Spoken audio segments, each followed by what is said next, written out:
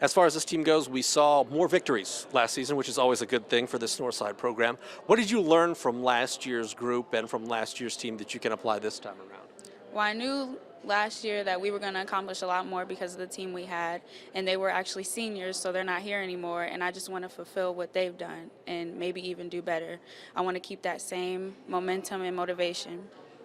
Some youth on this team, what do you guys have to do, especially you as a senior, to kind of make sure that some of these younger players that haven't experienced what it's like under the bright lights, that they're ready for that experience against SAC opponents this year? What do you have to do to get them ready? I think we all have to set a really good example outside of basketball and show them that working hard will get us what we want, and we're going to all work hard together and be a good team. Skill-wise, X's and O's-wise, what is it about this Northside team that are going to be big strengths this year? We definitely are going to be quick because we're smaller. So we want to use that as an advantage and hopefully take teams out like that, like use our quickness. As they get tired, we get even quicker.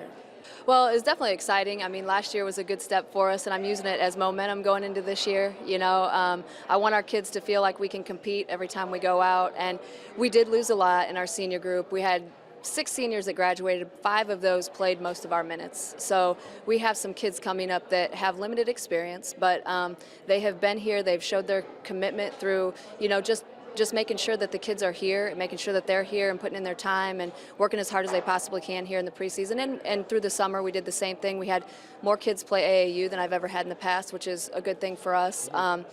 So we're excited about the fact that we had a little bit of success last year. We're going to use it as momentum going into this next year and see what we can do. When you look at what you do have coming back, obviously you said you graduated a lot, but with these young players, X's and O's wise, what has impressed you from a skills perspective that's going to allow this team to flourish this year?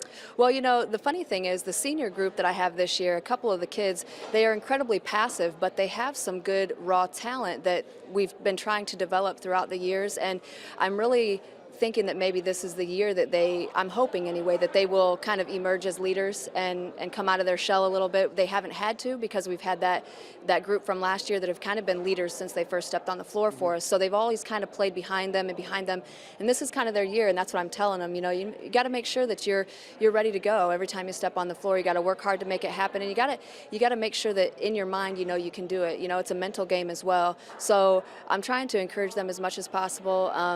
Show them their strengths and make sure that they understand what their role on the team is and how I foresee them fitting into the puzzle.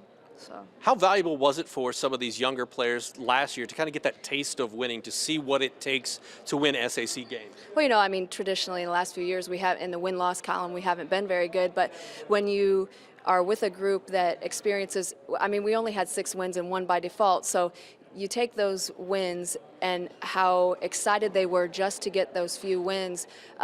I don't see how that can't be good for your program and good for the momentum going into the next season. My hope for them is that if we hit a wall where, because we will with this young group, we will have adversity that we have to overcome. We will have times when things don't go our way, and we're going to have to learn how to work through that and be resilient in that whole process. So those are the things that we're going to have to do to make it happen. But I think using the momentum of, look what these girls did last year going into this year, that's a little bit of a tone of tradition, and you try to build on that every year. So.